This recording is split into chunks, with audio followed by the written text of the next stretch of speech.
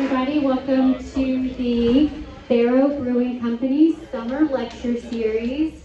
We are in our fourth week of geeking out over beer, and today is extra special because it is also the Salado Post 12235's first birthday, so I know that there will be cake later on, but for the Summer Lecture Series, we're delighted today to be joined by two veterans who are also public speakers and advocates for mental health and endurance post-military life.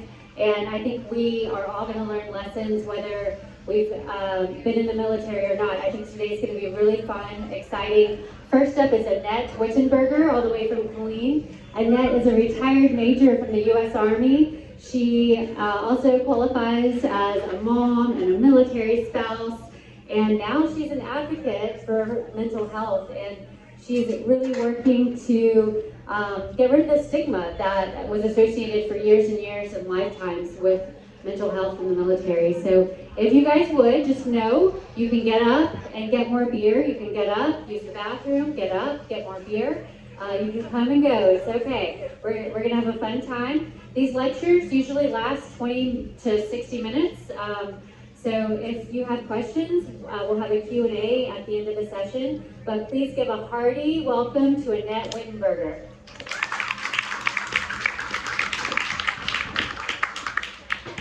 Hi everybody, thank you for being here. I had to start off with, if you like a light beer mixed with lemonade, $7.58. Mixed with lemonade, go tell them I sent you, because I have it, it's good. If you've been to Germany and you've had a Radler, it's like that.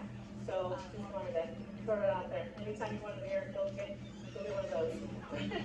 So thank you for being here and listening to this topic that's very near and dear to my heart, and to Earl Granville as well. It's actually such an honor to be alongside him for this event today. So, okay, next slide, please. Earl. Thank you. So as Katie said, I am retired. I retired in 2016 as a major. I'm also a mom to a 22-year-old son and a 24-year-old daughter with a 19-month-old grandson. And if you live with mental health or you know somebody with mental health, I do fight battles that you don't always see. I was diagnosed in 2016, and it took me a long time to talk about it. But like I said, I served over 17 years in the Army. I wore the uniform with nothing but pride, but nothing truly prepared me for what came after. The transition, the identity shift, the mental toll. So that's why I'm here to talk about military and mental health. Not just from a professional standpoint, but from a deeply personal one. So what I'm showing here, these numbers aren't just statistics. They're people that we actually know, friends, family, colleagues. It's urgent that we treat mental health in the military community as a priority and not a secondary concern. We're trained to be strong, to lead, to push through. But then what happens when that strength becomes silence? We lose far too many of our brothers and sisters to suicide, not because they're weak, but because they felt alone. And so that's why mental health in the military must be more than just a checkbox. It must be a conversation and priority and commitment. When I was coming back from both deployments, if you guys, any of you have deployed, you come back, you go through the whole process of filling out paperwork. Are you okay? Do you want to talk to somebody? And I put no, because I'm good. I just came back. I could do this. I don't need help. I don't need anyone to tell me what to do. I'm good, and then we move on. And then you silently struggle for months, for years, and then you turn to other things because you feel like one drink won't hurt, it'll numb the pain, we'll take a nap, we'll go to work, and I'll do it all over again. So that's why this topic is so important to me, because I lived through it. I didn't see the signs until later, until my kids told me otherwise. And man, was I humbled. I was so humbled because I was like, I don't know, you don't know what you're talking about. There's no way I did that. I'm like, oh, I did. Next slide, please. So this is one of the hard things, is, creating visibility. It's so powerful, but it's also scary because you don't want to tell on your peers, you don't want to tell on your friends, and you don't want to tell on yourself. So we hide the fact that we need to go get counseling. I did. My counseling was a dental appointment, or I need to go for any doctor's appointment, when in fact I was trying to go over to, I forgot what it was now, this was so long ago, but I would go to my appointment and I would make sure, my command's not gonna find out, right? No one can find out. I'm gonna go here, I'm gonna leave like it never happened. But when we speak out, we break that stigma. Telling our stories is how we build bridges and create connection. But after I retired, I found myself spiraling, lost in transition, dealing with invisible wounds, and unsure of who I was outside the uniform. I hit a breaking point. They handed me that flag in a box. I went back to my car and I sat there and I cried. I was like, what the heck just happened? I had 6 months to transition, and they're like, you didn't make promotion, you have 6 months to get out, and then that was it. In my mind, I'm like, okay, so I'll come back, I'll be a contractor, I'll still work with soldiers, and I'll be okay. But none of that happened. Because I had no idea what just happened. How did I just retire? How did I not make it, but they made it? How was I not good enough, but they were? How did this piece of paper say that I wasn't good enough, but their piece of paper said I was? So it was just this whole thing that I had friends that were like, you are so lucky, you get to retire early. Like, no, I'm not, this sucks. There is no way I'm happy about this right now. In fact, I didn't even go to my retirement ceremony. My boss was calling me off the hook, my peers were calling me, I didn't answer the phone, I completely isolated myself. Retirement ceremony was happening across the street, and I was in the house. I refused. I was so embarrassed, I was ashamed. I felt like such a failure. So then I started to write. As many of us do, or maybe not, I turned to Facebook to pour out my feelings because I didn't know where else to go. I didn't know where else to turn to. So I went to Facebook, I talked about how hard it was, I didn't know what to do, how I felt, and I had people say, shouldn't you go seek therapy? Shouldn't you go talk to somebody? Why are you putting it all over Facebook? And so, in natural fashion, I built a website. I was like, you know what, go big or go home. I'm gonna put this on a website and I'm gonna share it. I'm gonna share it, it's gonna be a blog. I'm gonna turn it into a community. I had former soldiers reach out to me and said, ma'am, I went through the same thing. I am so glad you're talking about it. And I just felt so emotional because nobody really understood. All they saw was that she's putting it all over social media. I know, right? I know. And so it was so hard. It was such a struggle to continue to build that platform as my self-healing journey, as a place for other people to want to come in and share their stories. So I had people come in and write their own story, and we share it on the website, and we share it out everywhere else because it was so important to know that I wasn't alone, but they weren't alone. And it's still, this was 8 years ago, it's still hard. I still get backlash, I still get people like, why are you doing that? Why? You need to be focusing on something else. And the problem is that if I didn't focus on myself, I might not be here. Because I've lost soldiers to suicide. I've lost family members to suicide. We've just lost too many. So although our big army, sometimes they say they're working on it, it's still not getting better. It's not. And so I took that role on to speak my truth as long as I could save somebody's life. So that's what I do. And it's hard. So writing became healing for me. It became my advocacy. I started to speak. I started a podcast. I just started being everywhere because, like I said, if my story can help save somebody's life, then I'm not going to stop. So I created my platform. My website's actually called A Wild Ride Called Life. I'm telling you, I don't know where that name came from. It was like God one day was like, this is it, and I've used it ever since. And it is. I think we all can say our life has been a little wild. So I love the name because that's exactly what life has been for me.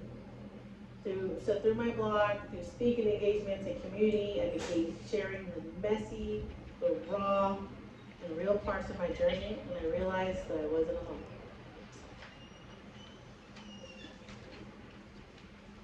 So this is just a few ways that I've translated awareness into action. We provide real tools, amplify voices, and build a network of care and resources. I turned my story into a business, and then the business into a movement. Through A Wild Ride Called Life, and now Veteran Lifestyle Magazine, I've helped other veterans share their stories, elevate their voices, and connect to the resources they didn't know existed. Over a year ago, two of my veteran friends said, we want to create a magazine, we want you to be the editor-in-chief. So are you kidding me? I don't know how to do this. They said, no, but you do. You already share your story. You already help other people share your story. You already create a podcast. Now you want to do this and make it into a magazine. And it's been overwhelmingly amazing. There are days where I'm like, why am I doing this? This is so hard. How do I become an editor? How do I become a content creator? How do I become a marketer? Because I do everything, I do it all. But there's days that I love it because I can help someone else share their story. I've interviewed artists, music artists, athletes, mental health advocates, Gold Star families, Olympians, and everyday heroes. I've covered red carpet events and spoken at conferences, but no matter the setting, my mission always stays the same: to speak the truth, break the stigma, and heal through storytelling.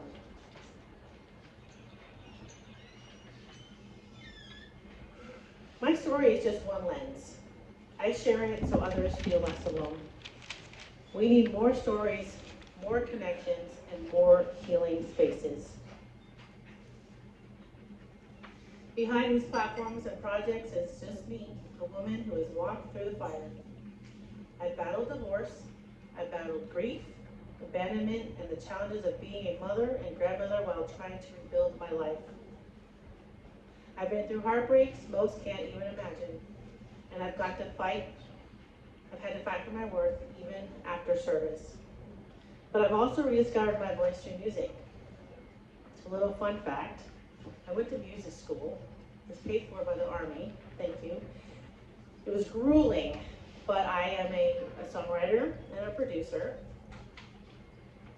And it's been such a transformative experience to actually have two songs that have been sung by my daughter and written and produced by me.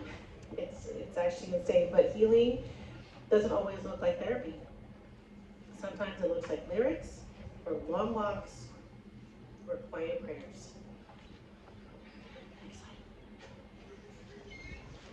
I don't sing. Sorry. That's my mini me. She sings, I don't do it. But I will write you a song, sir.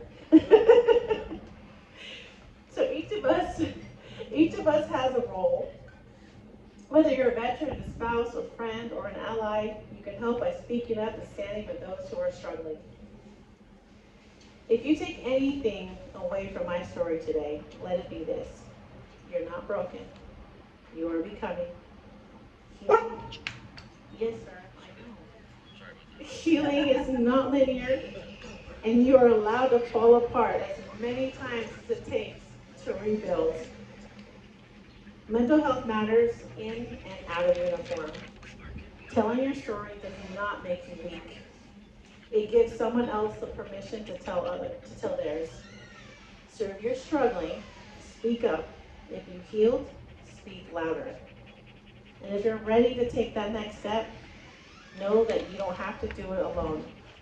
We are building something real here together. That was short and sweet, but thank you so much for being here.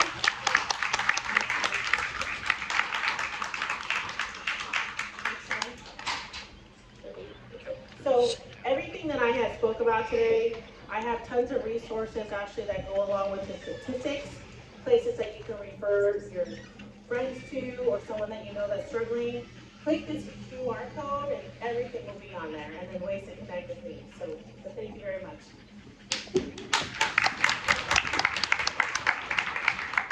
And welcome Earl Granville.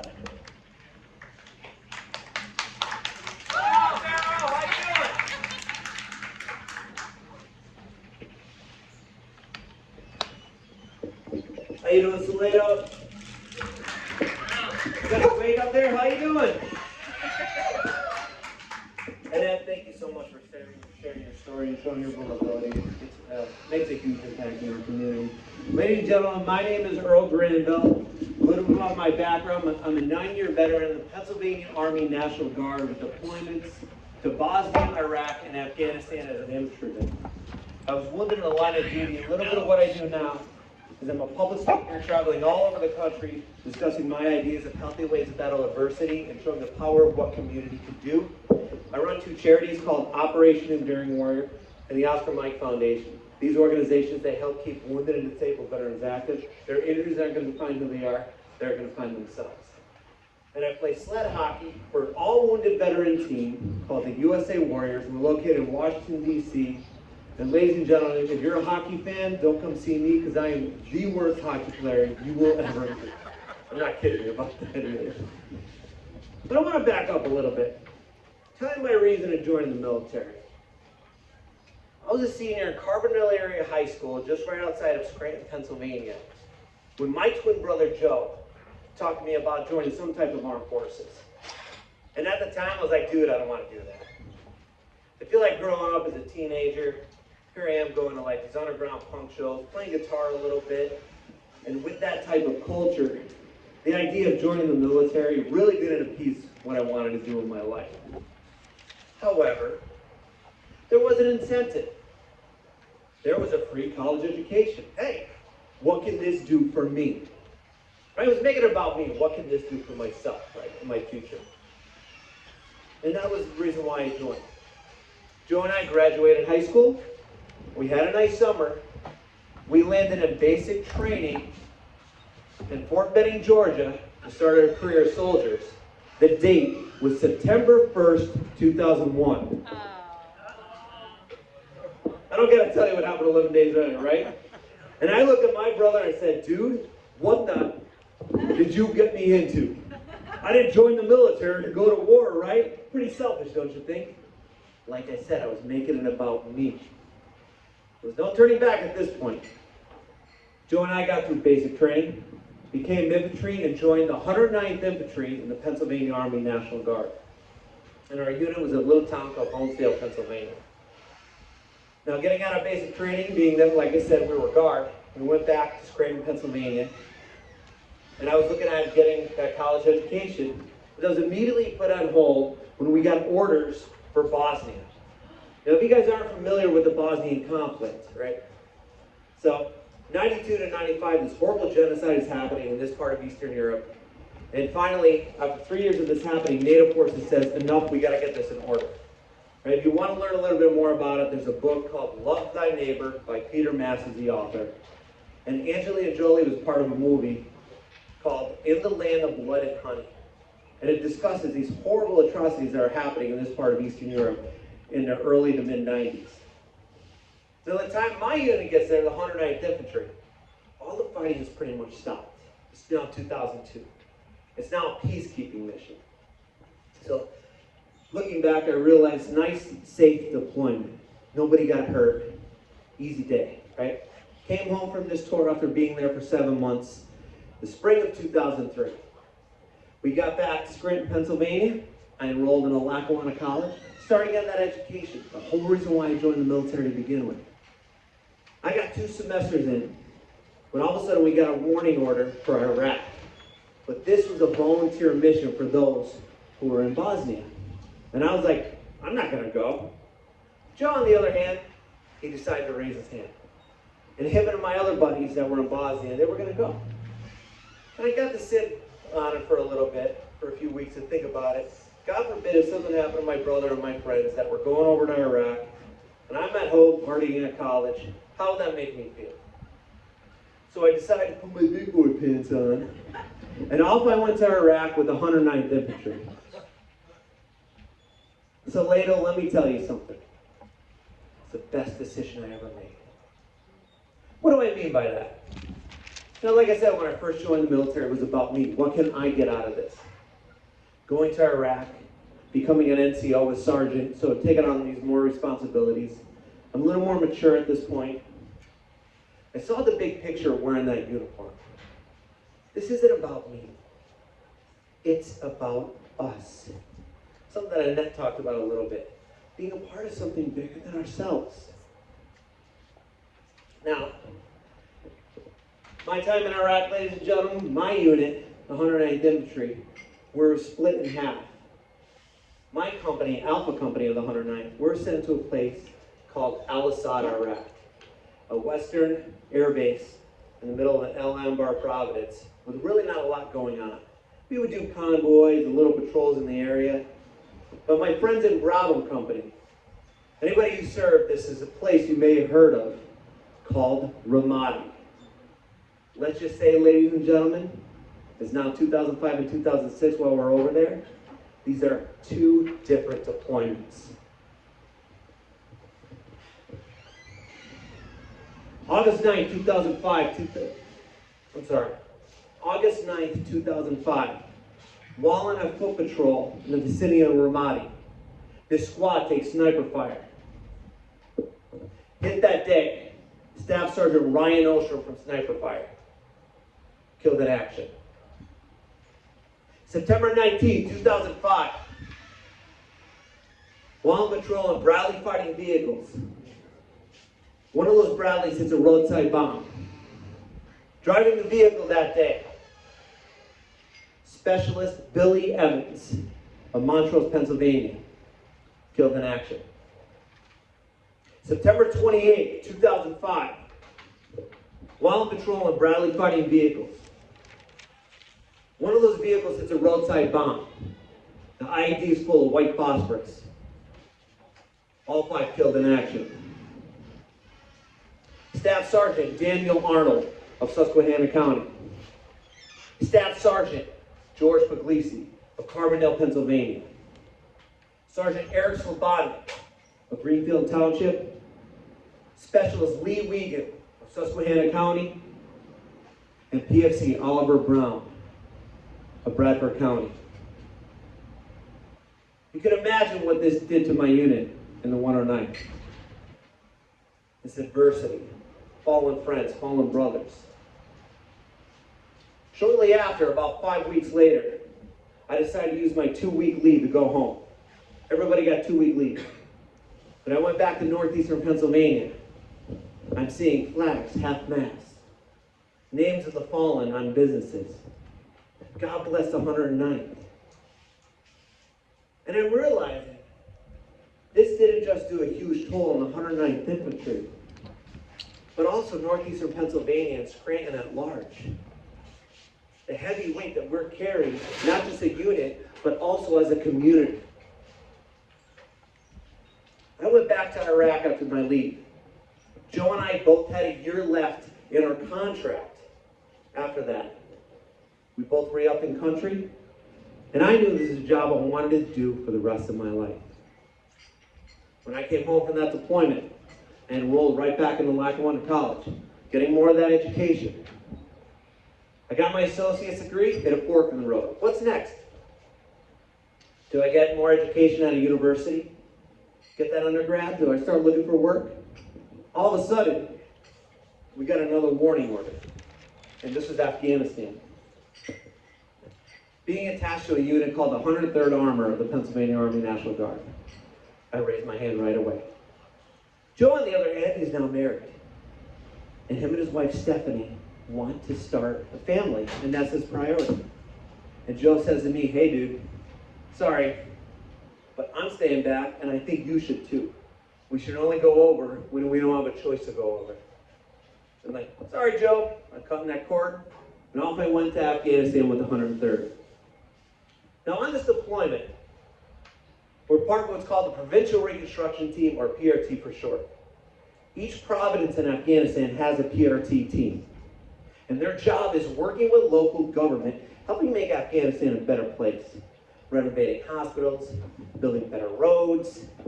A lot of times we would help rebuild schools because the Taliban liked to shoot up schools at night because they didn't want little, underage girls getting an education. It's a very defensive mission, something that was very new to us, working with local government and village elders. My job, part of PRT Gardes, was myself and a bunch of other people with different combat armed jobs. We were what's called the Security Force, or SecFor for short. And what the SecFor's job is, we would pull security for that core PRT, which is made up of civil affair officers, or even U.S. civilian engineers. Not even everybody was military. It was very unique. And what we would do, we would pack everybody up in our vehicles, take them where they had to do, whether they're meeting or whatever they're building that day, pull security for them, pack them back up in the vehicles, take them back to base. Pretty cut and dry mission. Every person that we worked with, that we were escorting, would sit in the back seat of our Humvees or our MRAPs, except for one individual. This gentleman, his name is Major Scott Haggerty. Major Haggerty is civil affair officer. He just liked to be in charge of the vehicle he's riding. Just what he did. On this 4-day mission, we're going to a little town called Zormont in Paktia Providence. And I saw that Major Haggerty was riding in my vehicle. Major Haggerty, you're going to be in charge that day? Tell you what, you can take that shotgun seat. I'm going to jump in that gunner's hatch. And what I'm going to do is put my gunner, who's supposed to be up here, as a passenger in another vehicle, just so he gets some time off. Easy day, right? Everybody's happy.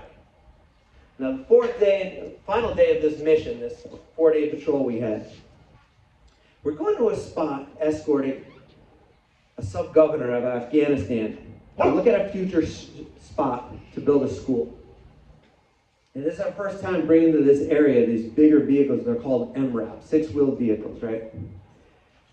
And on our route out there, how big these vehicles are and how narrow this road is. Looking to our right, we're looking down a cliff, looking up, we're looking up a cliff. We have to crawl, nice and easy, to our objective. These vehicles are loud.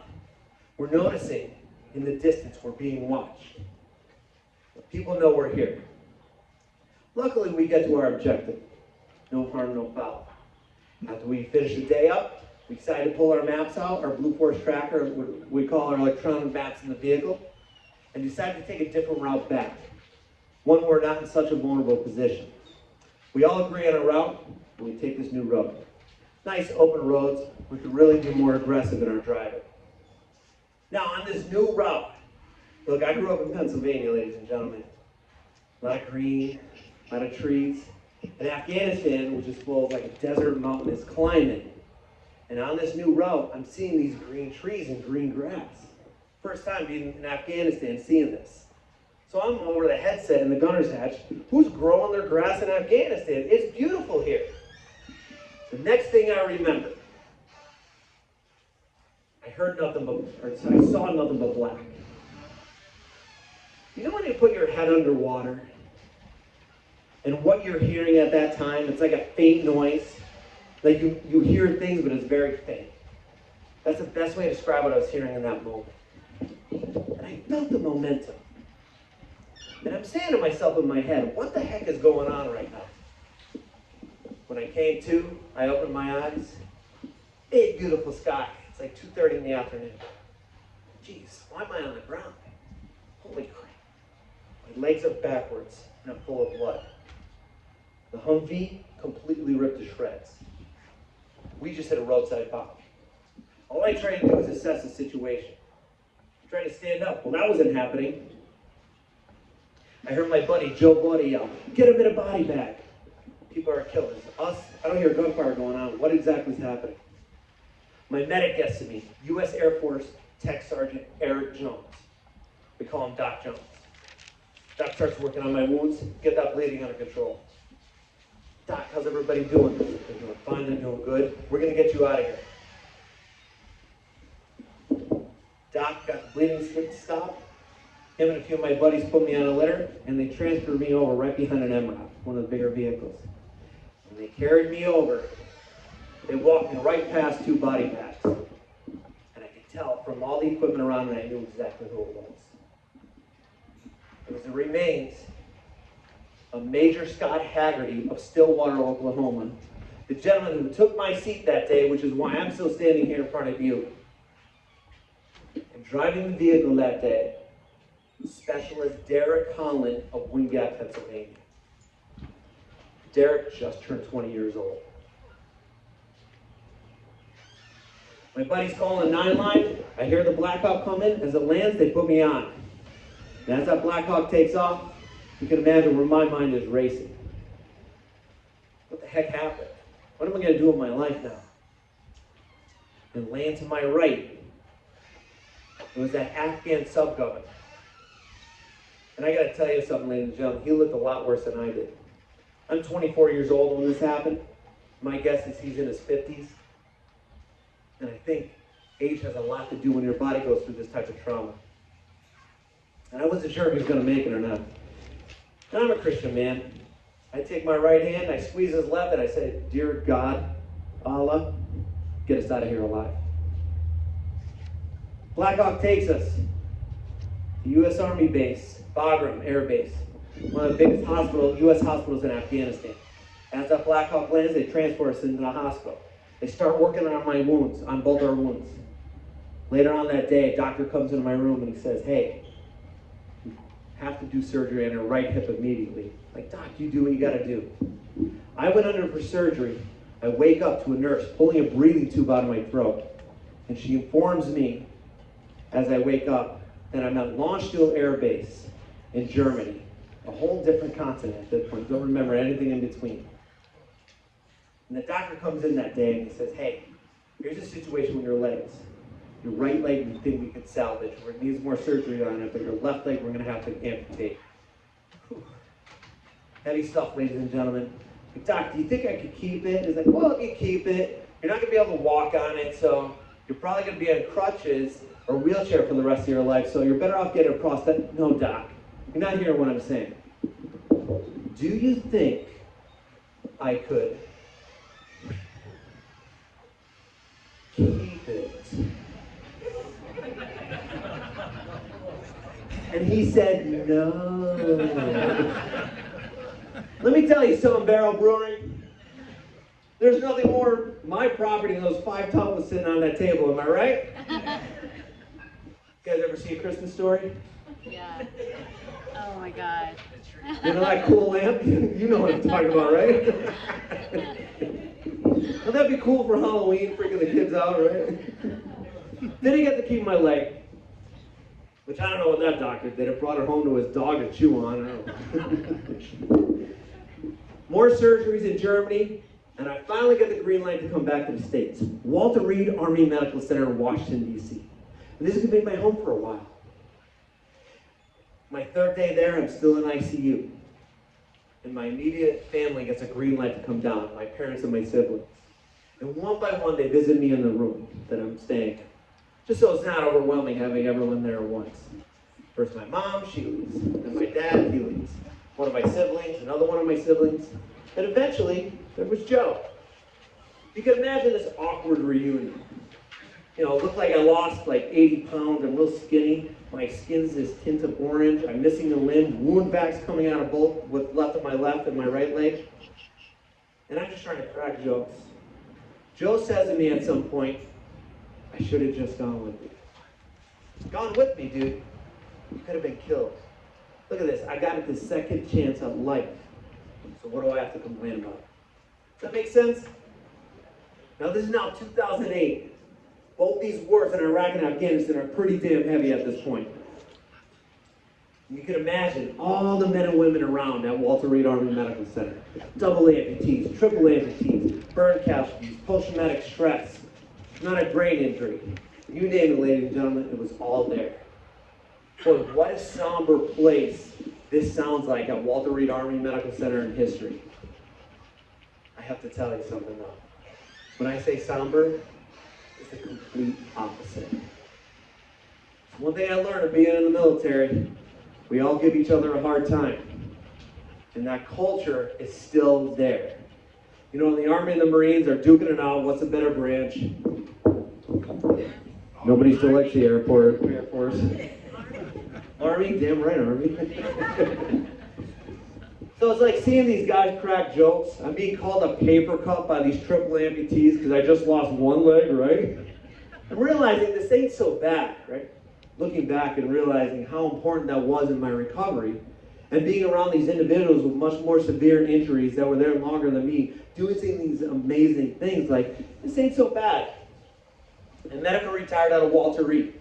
Get a job in Washington, D.C., and I traveled back and forth to Pennsylvania on my week, every other week, and so on and so forth. So week before Christmas in 2010, I'm back in Pennsylvania getting ready for a holiday black tie event. I get out of the shower, in front of the mirror doing my hair. I got my suit pants on and just my t-shirt before I get fully dressed. As I'm doing my hair, my phone rings. I let it go to voicemail. Done doing my hair, I wash the hair gel out of my hands. I go look at the phone, I see it's a call from my mom. I listen to the voicemail. Earl, you need to call me immediately. Wait, what's that about? I give her a call back. She's hysterical on the other end. Earl, I'm so sorry. Mom, deep breath, what's going on? What could be so bad? Earl. Mom, talk to me. What's up? While on active duty, my twin brother, Staff Sergeant Joe Granville, takes his own life.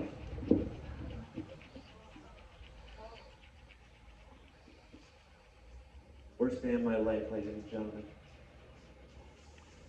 How do I get this second chance at life? And my own twin brother take his away. The next day, I had to go to Joe's house. There's his wife. There's his kids. You can imagine the energy in this room. Friends of mine I haven't seen in years. People just trickling in and out of the house all day. Okay, so what do I do now? Today is Sunday the 19th. Tomorrow's Monday. Joe is active duty in our guard unit at our armory in Honesdale. Is anybody going to be up there? All right, perfect. The next morning on Monday, me and two of my buddies went up to the armory. There's my old readiness NCO Sergeant First Class Peterson. He gives me his condolences. I get a box from Sergeant Peterson. There's Joe's desk in his locker. I empty him out. Okay, task done. So what happens now? Oh, Sergeant Peterson, we got some paperwork to fill out for the funeral. Let's knock this out. Boom, boom, boom, boom. While I'm doing this, it's going to be an open casket. I need you to go work with supply.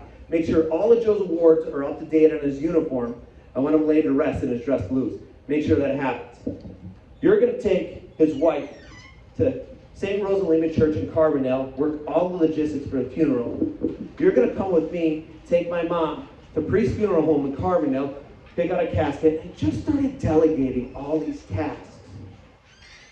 But not really processing what's going on. Does that make sense?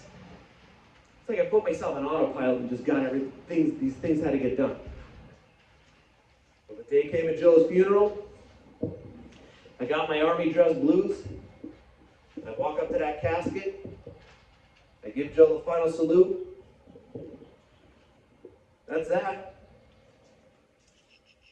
Now what? Ladies and gentlemen, have you ever heard the term, idle hands is the devil? You guys know what I'm talking about? That is so absolutely true. And once again, my mindset, like when I first joined the military, made it all about me. Feeling sorry for myself, playing the victim, thinking the world owes me everything. Let me ask you guys something. Where does playing a victim get you in life? Nowhere. You're absolutely right. I was that guy wearing my dog tags out of my shirt all the time, wearing my combat boots everywhere I go, reminding everybody of my military service like I was Uncle Rico from Napoleon Dynamite. You guys ever see that movie? You guys know what I'm talking about, right? That guy just living in the past. I had nothing. I think Annette talked about it a little bit. A man or a woman without purpose in life is such a big struggle. What's next? You know, most of us join the military like as soon as we become an adult. So your whole adult life is combat boots and a rifle. And when you take that uniform off, that's your culture for whether it's 3 years or 30 years. And you take that uniform off, get your DD-214s, your discharge paperwork. But a man or a woman without purpose is going to find themselves getting in trouble. Does that make sense? And that's just not in the military. I think that's just society in general. And that's exactly what happened to me. Just say 2011 was a big blur. After a little while, though, I didn't want to live this life anymore. A lot of reflecting, changing my community who I was with. I got myself involved in a CrossFit, inspired by my brother, because learning from Joe's wife, and before he was active duty in the National Guard, his civilian job, he was a corrections officer. So when Joe passed away, I got to meet a lot of his CO buddies. Finally seeing the faces of these names I've heard all the time. And what I learned from these people is like Joe was excited for the things I was doing at Walter Reed, learning how to snowboard, playing hockey. And I realized, whoa, he's proud of me then.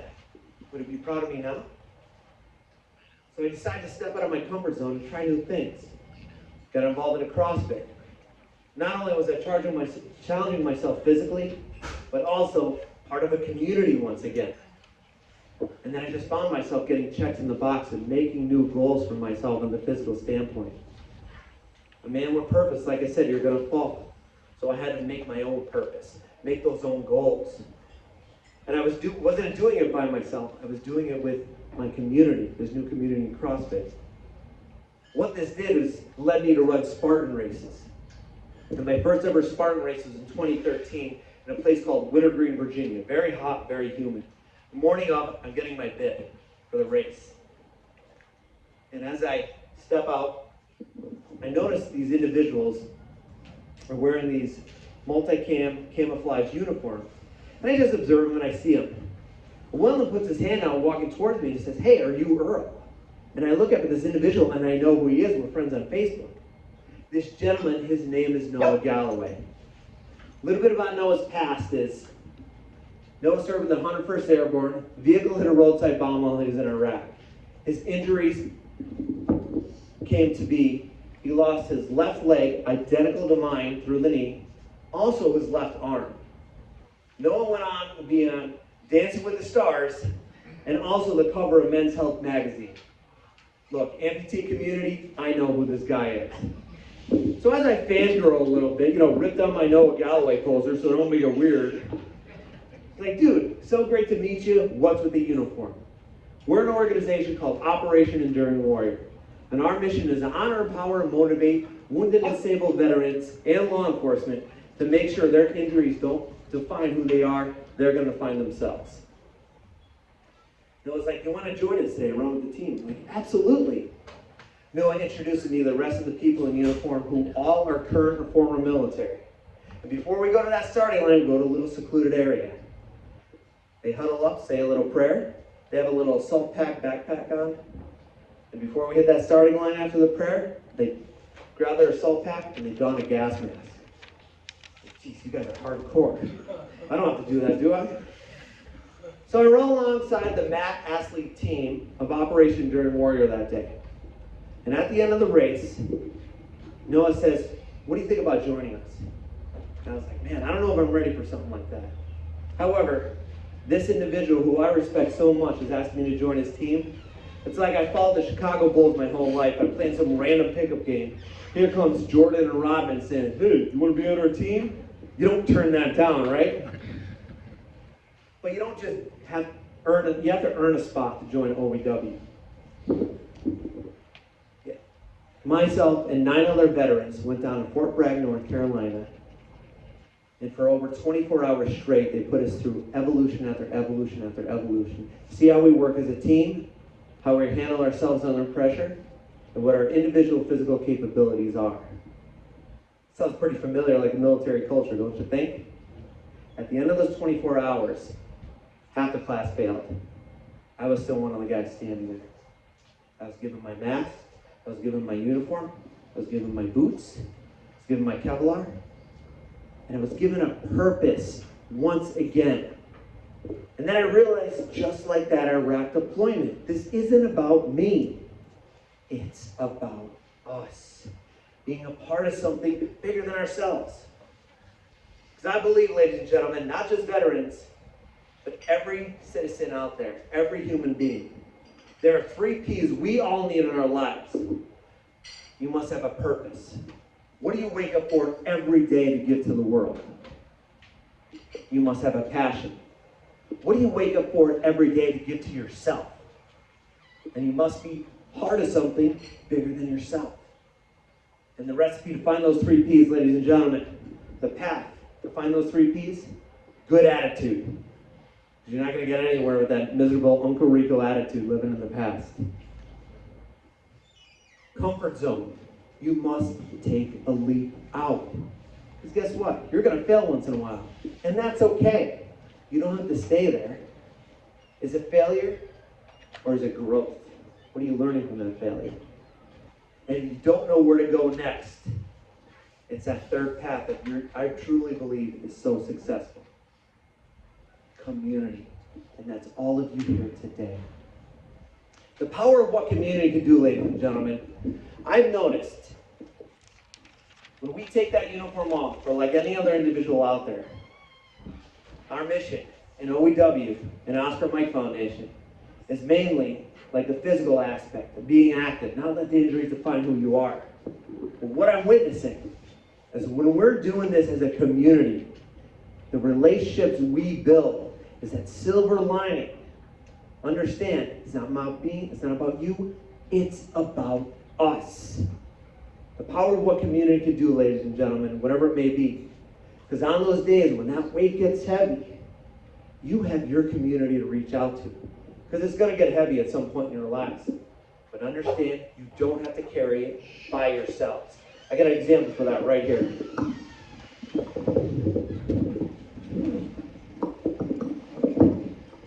What this is, ladies and gentlemen, this is Cindy the Cinderblock. Somebody laughed. Thank you. Jeez, leave me hanging, guys. What Cindy represents is that heavy mental adversity that we all face as human beings. Guilt, stress, depression, anxiety. The weight of adversity that holds you down and stops you from enjoying life. Now, in the Oscar Mike Foundation, we'll hit the starting line with this. And I'll start it with it. In our races, I'll take it for a little while. It gets pretty damn heavy. But luckily, I have a team or a community where I'm not carrying this by ourselves. Nick, come on up here.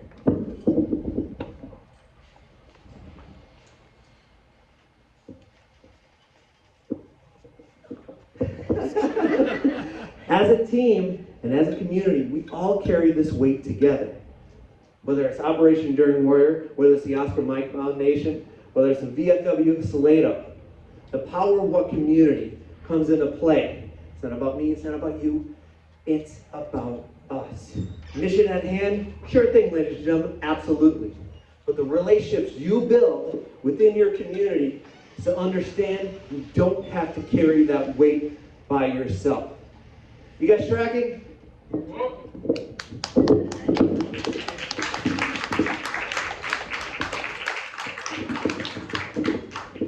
Questions for us?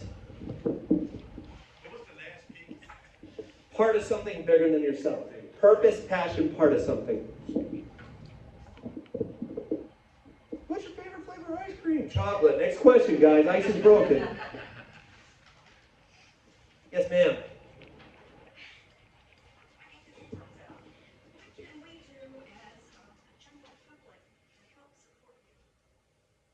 What can the general public do to help support us?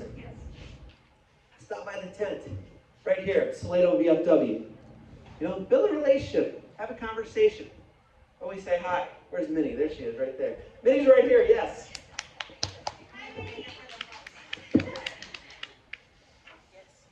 Minnie's our founding member of Salado VFW. So, what's up? Thank you, Minnie. Yeah, come say hi. What else we got? How long have you been doing this? Only about, like, myself speaking, a few years now. This is my everyday. Like, this is my purpose. Yeah. like a lot of corporations, stuff like that. A lot of inmates too, man. Kind of smack it back in the shin. A lot of fun though, those guys. I'm not here to judge, but like, very good relationship with those guys. They're good people. What else we got? Myself or Annette? Can you describe some of like you talk a lot about community, right? So like when you talk about your community that you have in the military and then getting out of the military and losing that community and having to build another one, and you kind of like went over that in your story, but that's, I feel like, kind of Annette was talking about it too, or it's like that's kind of like the hardest part, you know what I mean? It's like, yeah, you're a part of a community when you're in the military, but then when you get out, you have that 6 weeks or 6 months, you know, like, hey, you have to get out. Well, now you lose that entire community, and you're just kind of thrown into civilian life, and if you join too young, you know what I mean? It's like you were never a civilian to begin with. So there is no reintegration, it's just integrating into something you don't know. And so you have to like kind of build that community on your own. And I was kind of like wondering if you like could like a little bit more detail of like finding that community after you get out and how veterans can maybe fast track that once they get out, so they don't have to go through like the downside of losing a community. So what should veterans do of like finding that community after they take that uniform off? You know, like I said, I think your local VFW was a good start. For me, it was CrossFit. You know, yeah, I was going to the gym by myself, my headphones in, being to myself, but when I'm doing it with other people, that builds those relationships. And that, like, I think you were discussing here about what social media led to this new purpose that you have and stuff like that. And I do want to touch on the CrossFit. So after I retired, we PCS to Northern Virginia, and I joined a CrossFit gym. And CrossFit, it builds you stronger physically and mentally. The strength that I got doing that was insane. I always thought, I was like, man, I'm weak, I'm lost. But getting back in that community, that saved me. That was the beginning of saving me physically.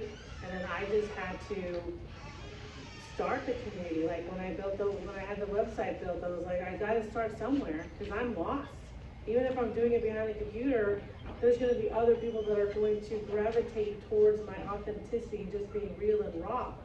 And then those people that are with you, that's when you know you're doing, this is what your purpose is, right? And then even here, my former boss, so I live in Killeen, so I'm like 30 minutes away.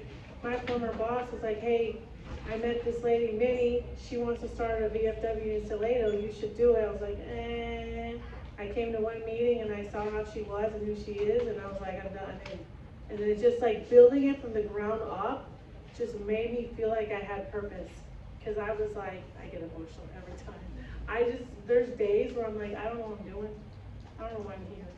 But then I come here and I meet people like this, and I'm like, this is what I'm supposed to do.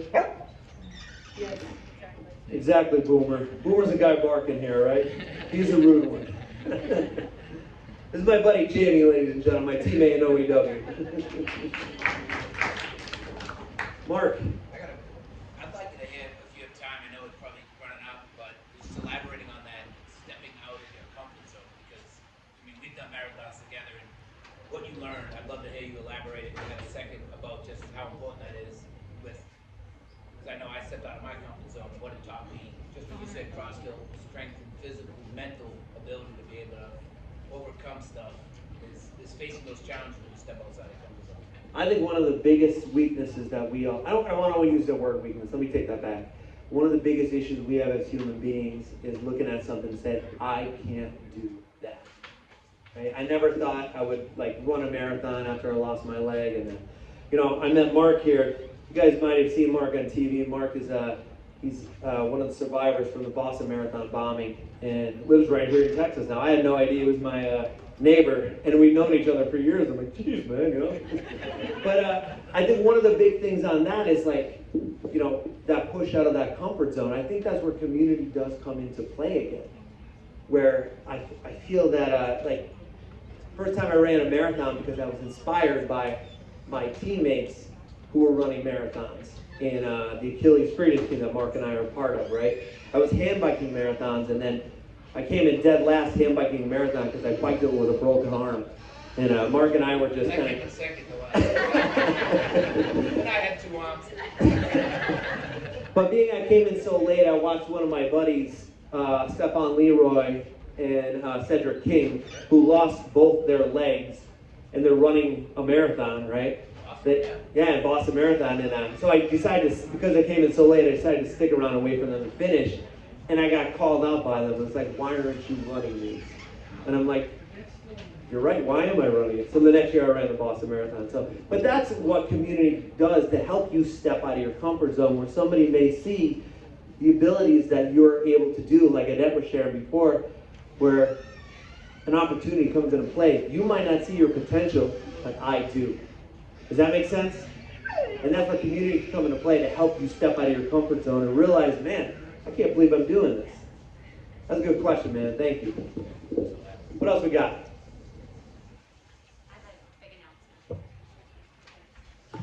Okay, and it is the Salado Post DFW birthday today, and right now they are cutting the cake. So they've invited everybody to go out there and cut the cake. I want to give a special thank you to Emily, our ASL translator today, and then please give a big round of applause for our speakers, Annette and Earl. Thank y'all for being here today. Annette and I will be around for a little while today. Cut the cake. If you guys have any more questions, please, by all means, check out VFW Salado if you want to support us. We'd love to be a part of the community here. If you want to look up for a little bit of my info or looking for speakers, check me out at earlgrandel.org. My wife Diana over here, she has a few cards if she wants to stand out. Thank you guys so much. Always think of me and now back. Appreciate it.